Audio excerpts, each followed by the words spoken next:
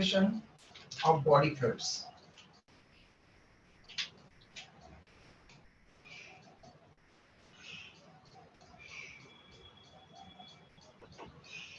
Circulation of body fluids. और human circulatory system और blood vascular system, ये अलग से नाम भी दिए जा सकते हैं इस चैप्टर के लिए। फिर बॉडी फ्लूइड्स, सर्कुलेशन मतलब कि फ्लो होना, ओके, पूरा सर्कुलेट होना। बॉडी फ्लूइड्स का मतलब कौन बताएगा? बॉडी फ्लूइड्स क्या होते हैं बताओ? बॉडी के सर यूरिन।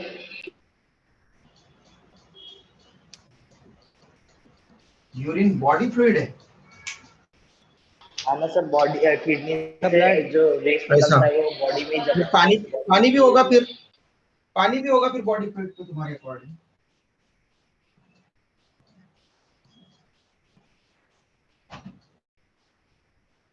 स्वेट भी होगा तुम्हारे अकॉर्डिंग।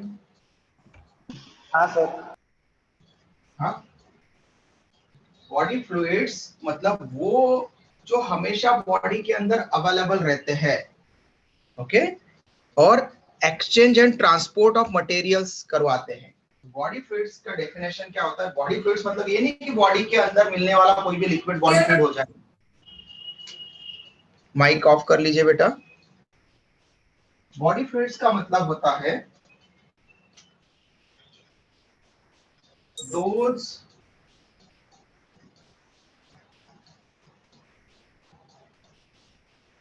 liquefied material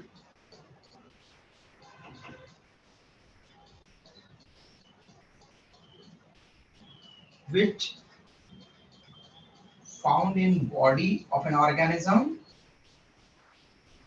अभी कंप्लीट नहीं हुआ है, which found in body of an organism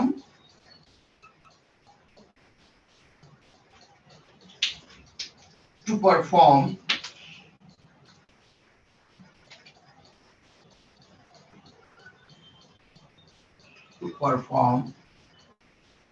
transport and exchange of materials. Transport and exchange of materials, ठीक है। तो बॉडी के अंदर मिलने वाले ऐसे लिक्विफाइड मटेरियल्स जो किसी मॉलिक्यूल का ट्रांसपोर्ट कर सकते हैं और ट्रांसपोर्ट के साथ साथ उनको एक्सचेंज करवाने में भी हेल्प कर सकते हैं। तो शुभ ने कहा था यूरिन, तो यूरिन बनता है बेटा बॉडी में ऑलरेडी फाउंड नहीं होता। तो जो एक्सक्रेटरी मटेरियल है उनको बॉडी से एक्सक्रीट आउट करने के लिए, बॉडी से रिमूव करने के लिए वहां पर जो फ्लूइड बनाया जाता है उसको यूरिन कहते हैं। यूरिन ऑलरेडी प्रेजेंट नहीं होता, ठीक है, यूरिन ऑलरेडी प्रेजेंट नहीं होता कि उस यूरिन के अंदर फिर एक्सक्रेटरी मटेरियल डाल दिए जाएंगे, वो ट्रांसपोर्ट करेगा, वो एक्सचेंज करेगा, ऐसा नहीं।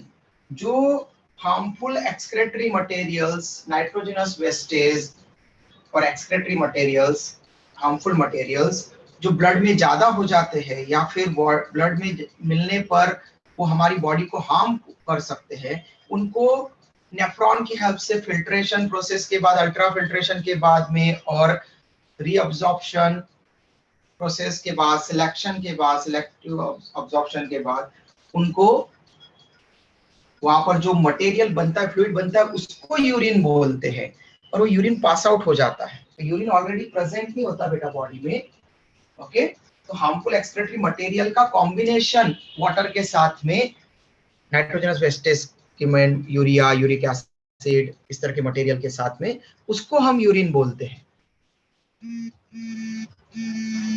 ये आपको ध्यान देना है।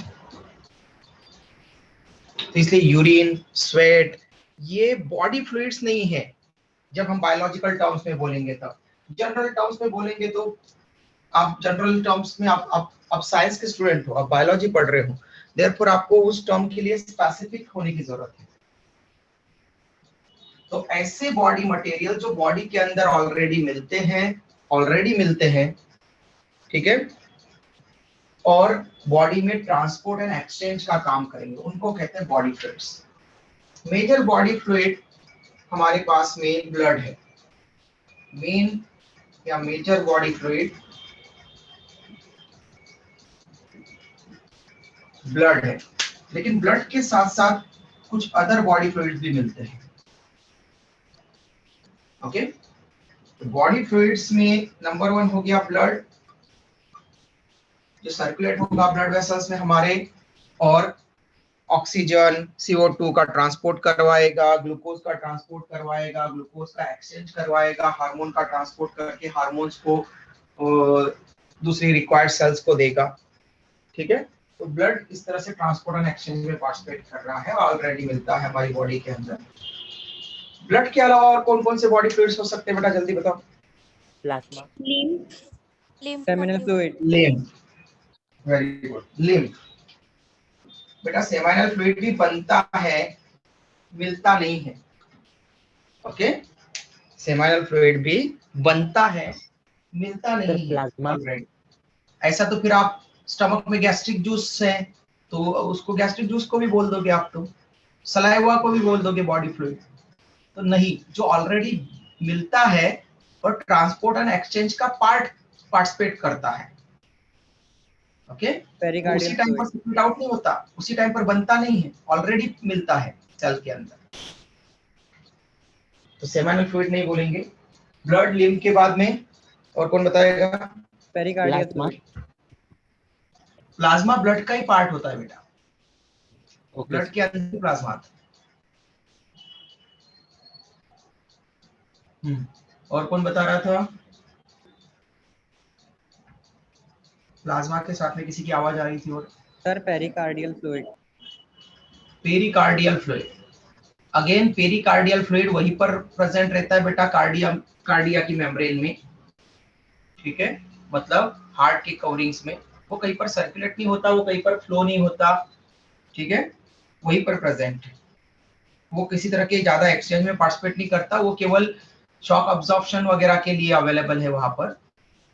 ठीक है, उसको भी हम बॉडी फ्लूइड मेजर मतलब जो जिस पर्पस के लिए हम बॉडी फ्लूइड्स को रिप्रेजेंट करते हैं ना, वो नहीं बोलेगा, वो तो जनरल बॉडी फ्लूइड हो गया। फिर बायोलॉजिकल टर्म्स में बॉडी फ्लूइड्स यूरिन, ट्रांसपोर्ट भी कर सकते हैं मटेरियल्स को, तो पेरिकार्डियल मटेरियल, वो जो फ्लूइड होता है पेरिकार्डियल फ्लूइड, वो हार्ट से बाहर कहीं पर जाता ही नहीं है, या फिर हार्ट की किसी सेल्स में ट्रांसपोर्ट करता ही नहीं है।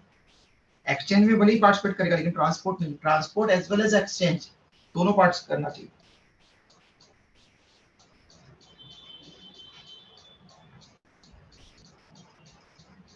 अमेनोइटिक fluid. Yes, sir amniotic fluid. Amniotic, एमिनोइड नहीं, एमनियोटिक फ्लूइड।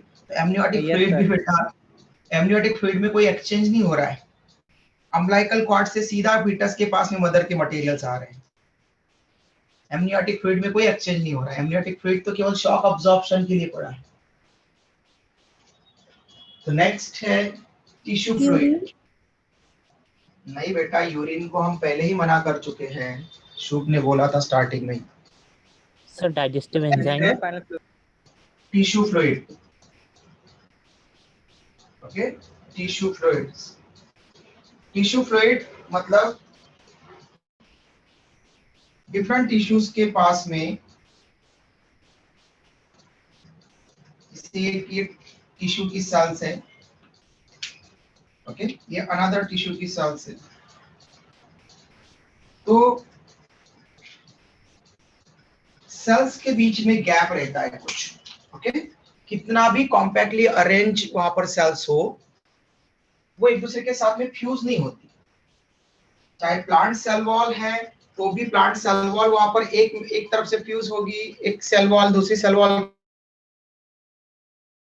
के साथ में मिडिल लेमिला से फ्यूज होगी, लेकिन कुछ पार्ट उसके बीच में भी वहां पर प्रेजेंट रहेगा। ह्यूमन बीइंग्स में तो हम ह्यूमन बीइंग्स के लिए पढ़ रहे हैं सर्कुलेटरी सिस्टम, ह्यूमन बीइंग्स में प्लाज्मा मेम्ब्रेन कोई फ्यूज नहीं होती, प्लाज्मा मेम्ब्रेन के बीच में गैप रहता है दोनों सेल्स के, और उस गैप को हम बोलते हैं इंटरस्टिशियल स्पेस, और इसीलिए टिश्यू फ्लूइड को इंटरस्टिशियल फ्लूइड भी बोल सकते हैं।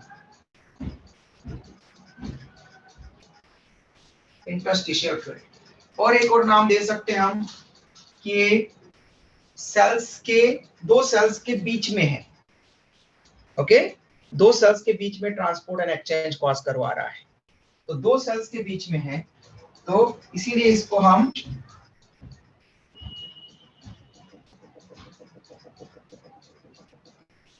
जैसे अगर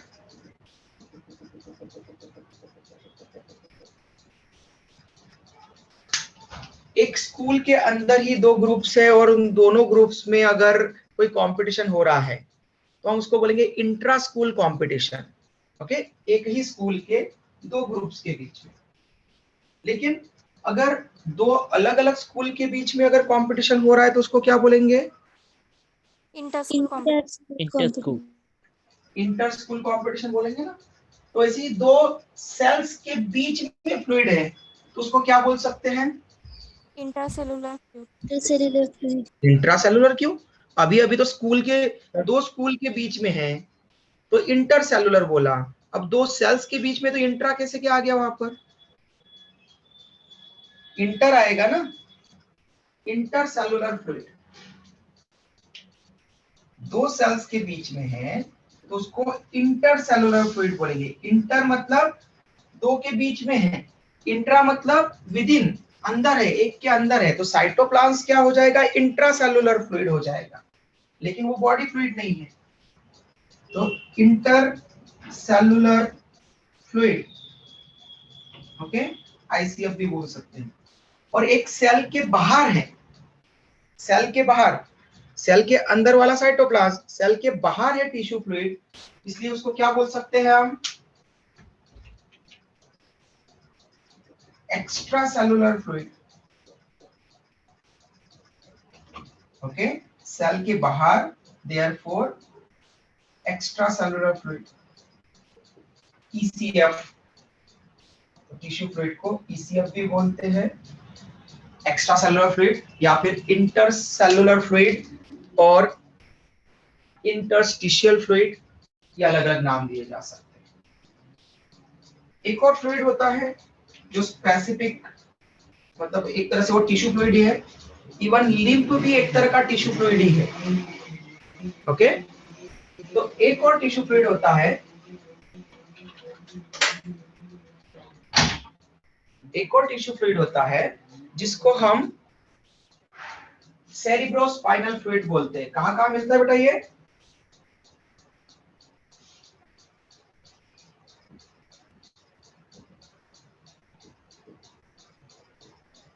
CSF, सेरिब्रोस्पाइनल फ्लूइड, कहां कहां मिलता है बेटा?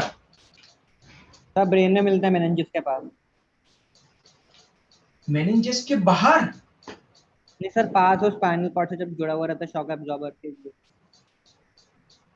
सेरिब्रोस्पाइनल फ्लूइड, सेरिब्रो मतलब ब्रेन का पार्ट, तो ब्रेन के अंदर, और स्पाइनल मतलब स्पाइनल नर्व्स के साथ में भी एसोसिएटेड, तो नर्वस टिश्यू का फ्लूइड होता है सेरिब्रोस्पाइनल फ्लूइड। ब्रेन के अंदर भी रहेगा यहाँ पर, ओके, ब्रेन के टिश्यूज के बीच में भी होगा और स्पाइनल कॉर्ड के साथ में भी होगा। तो ब्रेन एंड स्पाइनल कॉर्ड के साथ, मतलब नर्वस टिश्यू से बनती है ये दोनों स्ट्रक्चर, तो नर्वस टिश्यू का फ्लूइड होता है सेरिब्रोस्पाइनल फ्लूइड। स्क्रीनशॉट ले लो और किसी को अगर कुछ पूछना है तो पूछ लो जल्दी से, कोई डाउट बचा हो तो। सीएसएफ क्या ट्रांसपोर्ट करते हैं? कौन? CSF? Cerebrospinal fluid. Yes sir. बेटा न्यूरोट्रांसमीटर को ट्रांसमिट करेगा, ओके।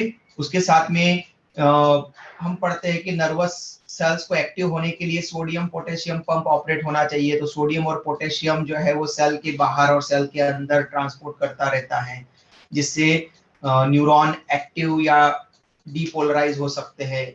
डीपोलराइज मतलब कि वो रेस्ट में है, और पोलराइज मतलब कि वो एक्टिव हो चुके हैं, फंक्शन परफॉर्म कर रहे हैं एक्सॉन, तो उनके लिए सोडियम पोटेशियम का एक्सचेंज होता रहता है वहां पर।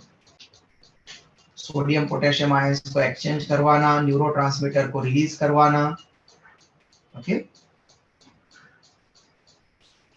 सिनेप्टिक क्लैफ्ट, सिनेप्टिक क्लैफ्ट में वहां पर एक्सचेंज जो होता है, वेसिकल्स कहाँ पर जाएगी, जब वो एक न्यूरॉन के से बाहर आ चुकी है एक्सॉन टर्मिनल से, तो सिनेप्टिक मेम्ब्रेन वहां पर जो रहती है उसके पास में भी सेरिब्रोस्पाइनल फ्लूइड प्रेजेंट होता है उसके पास में। तो इस तरह के एक्सचेंज के लिए। Okay,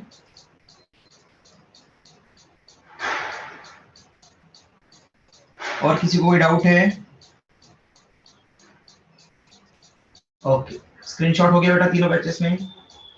yes sir. Yes, sir. Good Yes, sir. Good.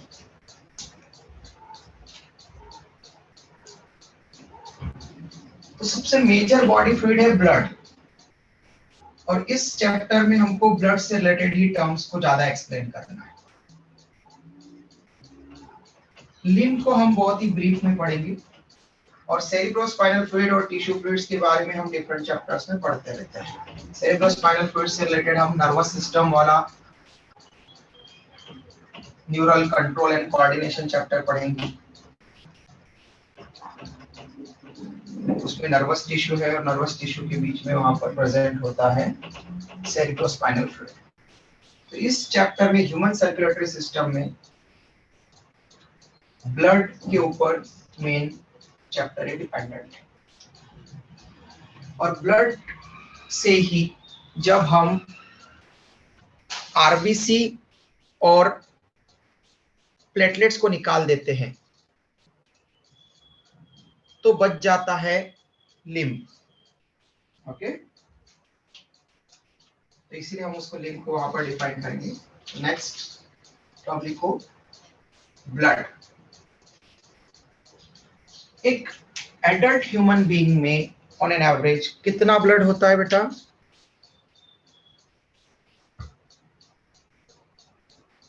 Five to 6 litre. 4 litre. 5 to 6 litre. 4 litre अगर हो तो वो एनीमिक हो जाएगा वो adult human being. Okay, anaemia है मतलब उसमें 4 लीटर है तो 5 to 6 लीटर। ओके, तो वॉल्यूम ब्लड का रहेगा 5 to 6 litre of blood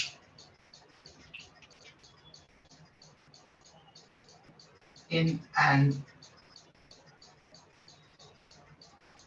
adult healthy human being। अगर वो एनीमिक है तो कम रहेगा इससे, 5 to 6 लीटर। फिर ब्लड किससे बना है? तो ब्लड एक्चुअल में कनेक्टिव टिश्यू है। अब कनेक्टिव टिश्यू के दूसरे एग्जांपल है जैसे बोन, तो बोन, कार्टिलेज। ओके, ये कनेक्टिव टिश्यू के ऐसे एग्जांपल है जो सॉलिड फॉर्म में मिल रहे हैं, लेकिन ब्लड फ्लूइड फॉर्म में मिल रहा है, इसलिए बोलते हैं blood is a fluid connective tissue. तो कौन सा फ्लूइड कनेक्टिव टिश्यू है? ब्लड।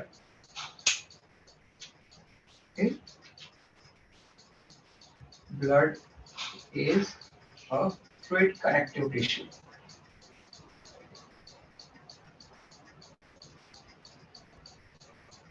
लिक्विड फॉर्म में कनेक्टिव टिश्यू ओनली एक ही है, ब्लड।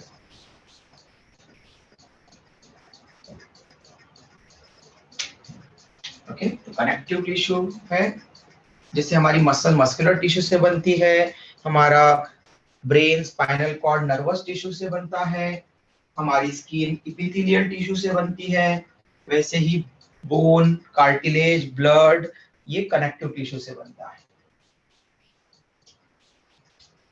ब्लड के मेनली दो पार्ट्स होते हैं, दो कंपोनेंट्स है मेजर। ब्लड का 55% पार्ट बनाता है प्लाज्मा, और ये फ्लूइड पार्ट होता है। ओके, वाइल 45% पार्ट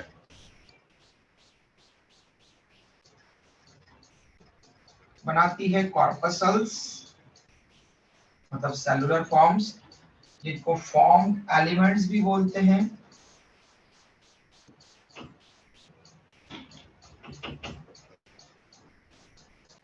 और ये 3 टाइप के होते हैं, आरबीसीज, डब्ल्यूबीसीज एंड प्लेटलेट्स। ओके, इनको हम अलग अलग नाम देंगे। आरबीसी को इरिथ्रोसाइट्स भी बोल सकते हैं, मैच्योर आरबीसी को, डब्ल्यूबीसी को लिकोसाइट एंड प्लेटलेट्स को thrombocyte.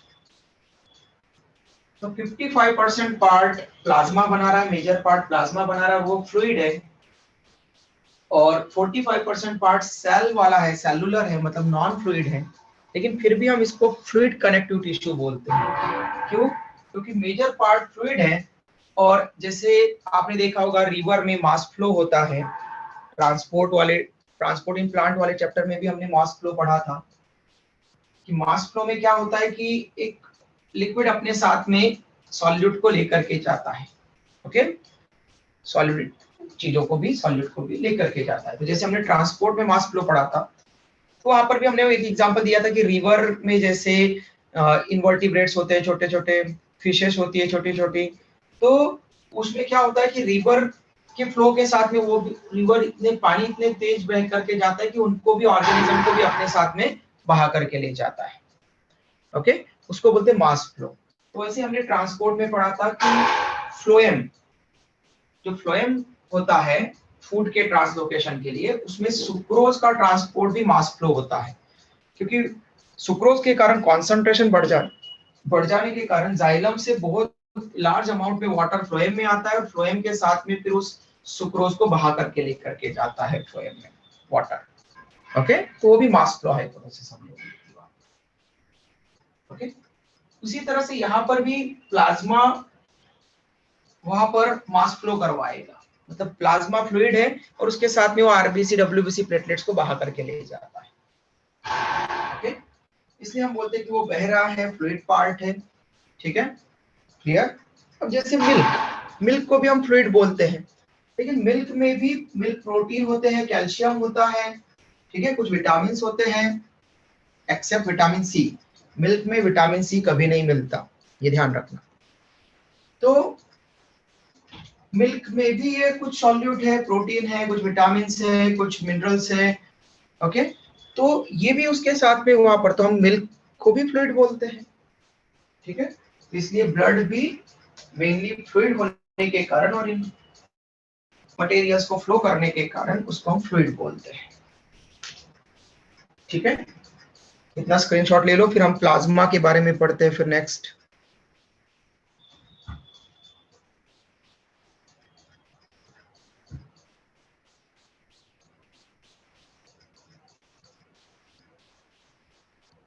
Done, sir. Done, sir. Done, sir. Good. Blood plasma,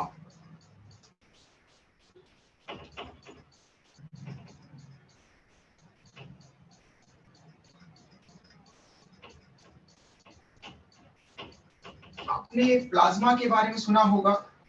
ठीक है, प्लाज्मा अलग अलग टर्म जो है, वो प्लाज्मा का मीनिंग जो है वो इस तरह से यूज किया जाता है कि वो आप इवन जो स्टार जो बनती है उसमें भी हम प्लाज्मा के बारे में बात करते हैं, मटेरियल उसके बारे में बात करते हैं, तो वो प्लाज्मा अलग है। फिजिकल मटेरियल की जब हम बात वहां पर करेंगे, यहाँ पर ये ब्लड प्लाज्मा, यहाँ पर प्लाज्मा बोलना मतलब ब्लड प्लाज्मा। तो हम जब बायोलॉजी में प्लाज्मा बोलेगा उसका मतलब है ब्लड प्लाज्मा, ब्लड का पार्ट। तो आपने सुना होगा कि प्लाज्मा में प्लाज्मा डोनेट करने के लिए बोला जा रहा था। बहुत सारे जो कोविड से रिकवर हो चुके थे जो पर्सन्स, उनको अपना प्लाज्मा डोनेट करने के लिए बोला जा रहा था। ठीक है, गवर्नमेंट की तरफ से, ताकि जो क्रिटिकल पेशेंट्स हैं उनको प्लाज्मा दे करके उनमें इम्यूनिटी वहां पर लाई जाए और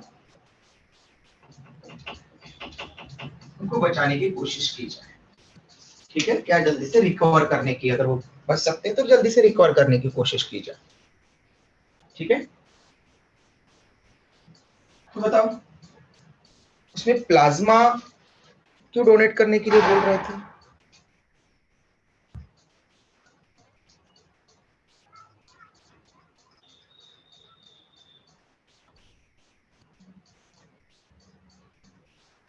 उसमें एंटीबॉडीज बन गई थी। आईजीजी देते हो। गुड, एंटीबॉडीज आईजीजी वहां पर बन रही थी। Very good. तो एंटीबॉडीज के कारण, तो इसका मतलब है कि प्लाज्मा में एंटीबॉडीज मिलती है, ठीक है, लेकिन हमेशा के लिए नहीं मिलती। ओके, ये भी ध्यान रखना। प्लाज्मा में एंटीबॉडी बी लिम्फोसाइट, डब्ल्यूबीसी का एक टाइप है लिम्फोसाइट, और लिम्फोसाइट के भी दो टाइप होते हैं, बी एंड टी लिम्फोसाइट। ये इम्यूनिटी प्रोवाइड करते हैं। बी लिम्फोसाइट एंटीबॉडी बना करके प्लाज्मा में को देता है। ओके, प्लाज्मा को ही क्यों देता है?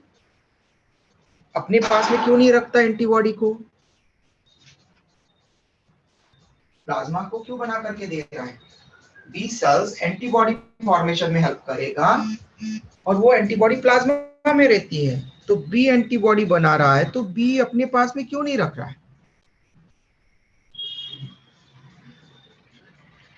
बताओ।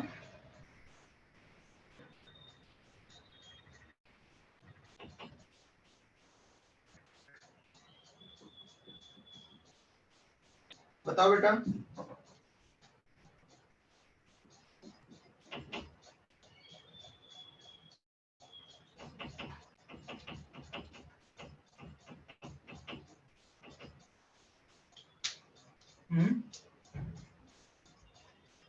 क्यों नहीं रख रहा है अपने पास? वो इसलिए नहीं रख पाता क्योंकि एंटीबॉडी उसकी होती ही नहीं है। एंटीबॉडी जिस रॉ मटेरियल से, प्रीकर्सर से बनेगी, वो प्रीकर्सर प्लाज्मा का होता है। प्लाज्मा में ऐसा क्या होता है जिससे कि एंटीबॉडी बन सकती है, अभी हम पढ़ेंगे। तो प्लाज्मा के तीन कंपोनेंट्स होते हैं मेनली।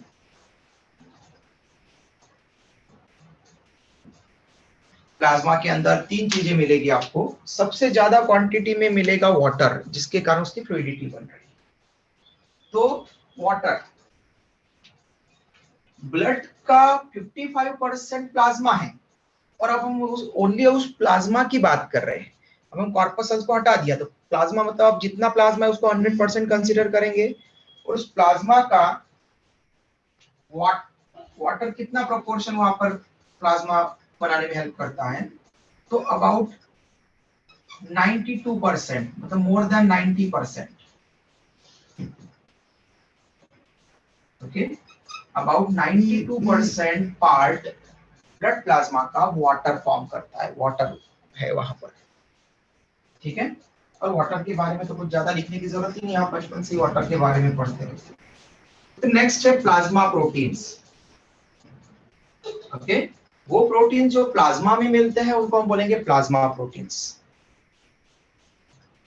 तो अबाउट 7% पार्ट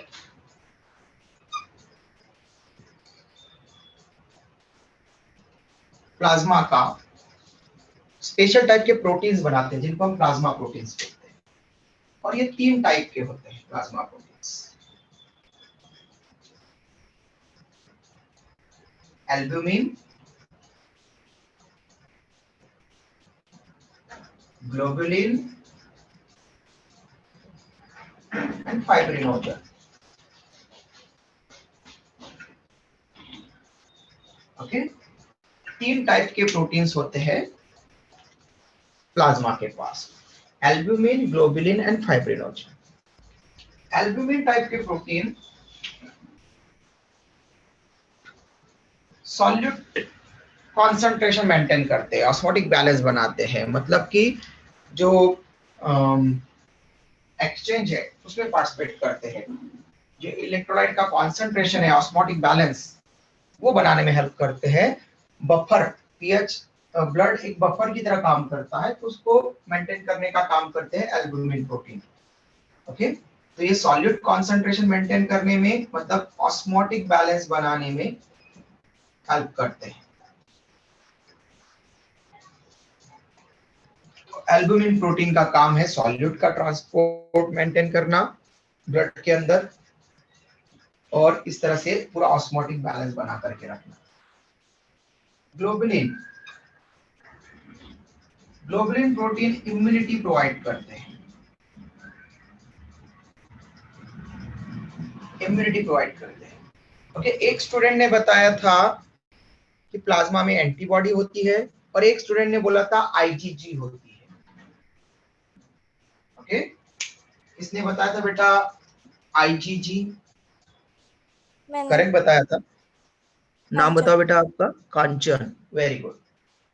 तो कांचन ने बोला था एक term IgG, I capital G small G capital. ये होती है जो जिसने एंटीबॉडी, किसने बताया था? सेजल। सेजल। तो एंटीबॉडी बताया था, तो ये एक टाइप की एंटीबॉडी होती है आईजीजी, टाइप ऑफ एंटीबॉडी है।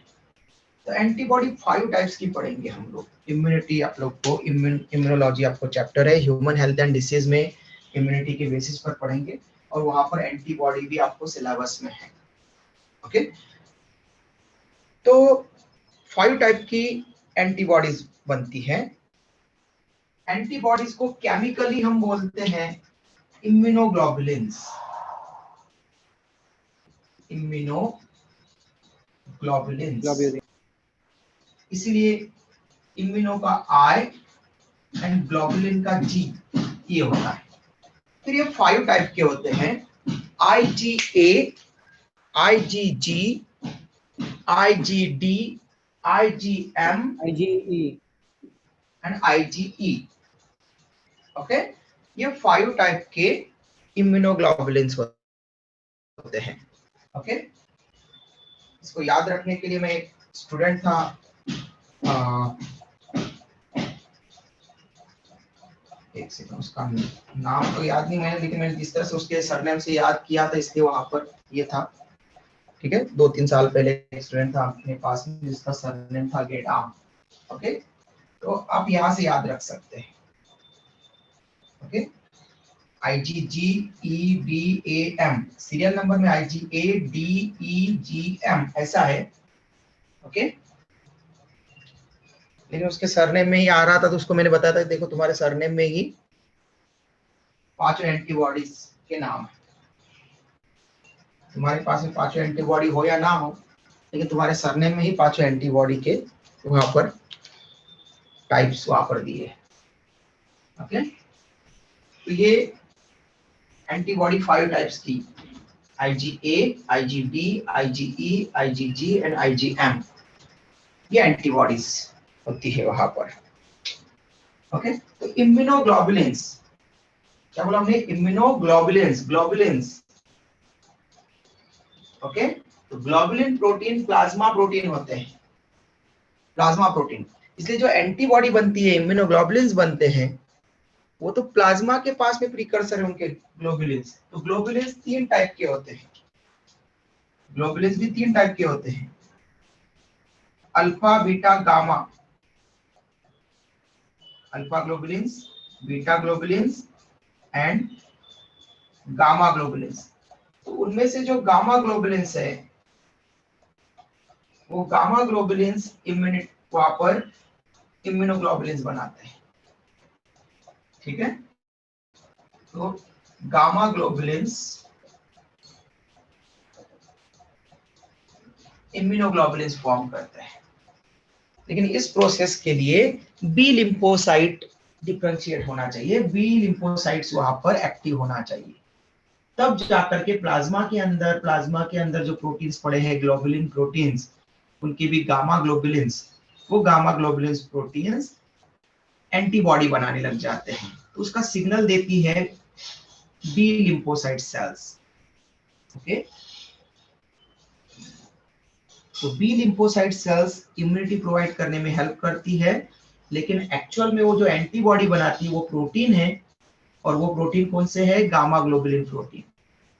ओके, प्लाज्मा के। इसलिए हमेशा एंटीबॉडीज प्लाज्मा में ही मिलेगी, क्योंकि गामा ग्लोबुलिन प्लाज्मा के हैं और वो इम्यूनोग्लोबुलिन्स में कन्वर्ट होंगे वहीं पर, बीटा सेल्स की, सॉरी बी सेल्स की, बी लिम्फोसाइट सेल्स के एक्शन के कारण। ठीक है बेटा, अब समझ में आ गया होगा शायद जो मैंने क्वेश्चन पूछा था उसका आंसर। नेक्स्ट है fibrinogen protein. Fibrinogen protein fibrin बना करके फाइब्रिन का क्लॉट बना सकते हैं।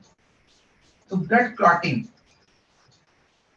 क्लॉटिंग के लिए काम आते हैं। ये कोएगुलेंट प्रोटीन है, ब्लड क्लॉटिंग के टाइम पर काम आते हैं। तो जब ब्लड वेसल रप्चर होती है और हमारा ब्लड पूज आउट होता है, बाहर निकलता है, तो उस टाइम पर एक पूरा मैकेनिज्म चलता है जिसमें 13 फैक्टर लगते हैं क्लॉटिंग के लिए।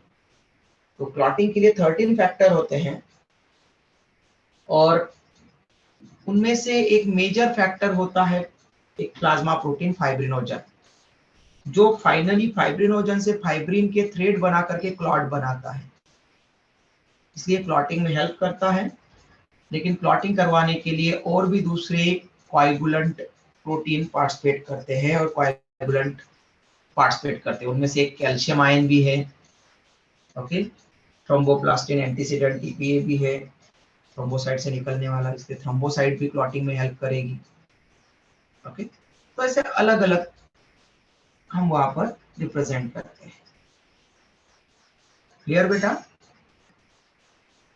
तो ये प्रोटीन्स के बारे में हो गया। नेक्स्ट है electrolytes.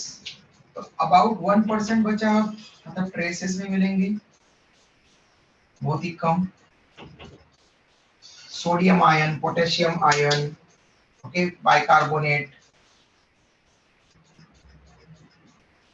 Sodium ion, potassium ion, bicarbonate ion, ठीक है, फॉस्फेट, इस तरह के इलेक्ट्रोलाइट्स और कंपाउंड्स ब्लड के अंदर मिलते हैं, ओके, लेकिन ट्रेसेस में मिलते हैं, कम अमाउंट में। स्क्रीनशॉट ले लो बेटा।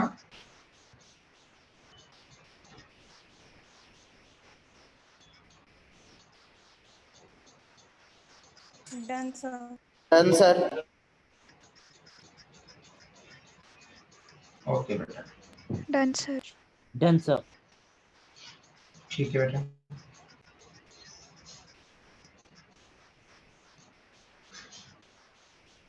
तो ये हो गया blood plasma.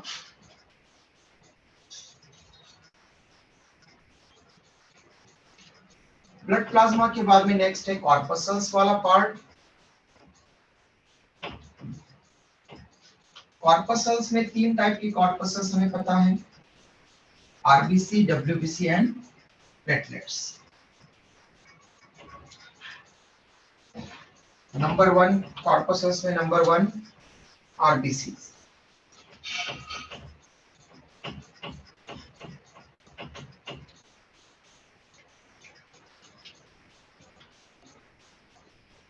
Number 2 corpuscles. Corpuscles में फर्स्ट है आरबीसीज। आरबीसीज का फुल फॉर्म है red blood corpuscles. Red blood corpuscles, red blood cells भी बोलते हैं इसको शॉर्ट यहाँ पर।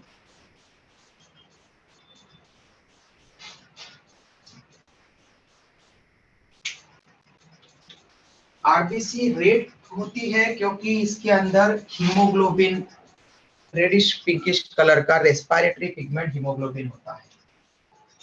तो रेड कलर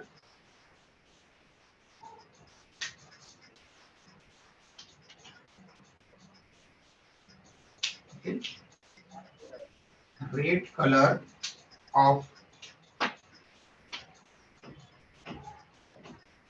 रेड कलर तब अपीयर होता है जब मेनी आरबीसी एक साथ में होती है। मेनी आरबीसी एक साथ में होती है। सिंगल आरबीसी का कलर रेड नहीं होता, ध्यान रखना। सिंगल आरबीसी का कलर होता है येलोइश, ओके। तो सिंगल आरबीसी का कलर होता है येलो, ये हमेशा ध्यान रखना, ठीक है। लेकिन आप गूगल, विकिपीडिया ऐसी चीजें देखते हो तो वहां पर एक सिंगल आरबीसी को भी आपको रेड दिखा देता है, ओके, ध्यान से। अब एक्चुअल में क्या होता है कि एक्युमुलेटेड होने के कारण, क्योंकि एक क्यूबिक मिलीमीटर ब्लड में आरबीसी का 1 क्यूबिक मिलीमीटर, ठीक है। सर हमारा पेपर है आज। क्या बेटा? सर 12:30 का पेपर है हमारा। ओके बेटा, 1 मिनट में खत्म कर देता हूँ फिर, ठीक है। आगे का कल पढ़ेंगे। आज वो लाइट चली गई थी इसलिए मैं ये कर रहा था, ठीक है, कोई बात नहीं, आपका पेपर है तो मैं आपको छोड़ देता हूँ। तो जो बोला है उसको कंप्लीट कर लेते हैं। 1 क्यूबिक मिलीमीटर ब्लड में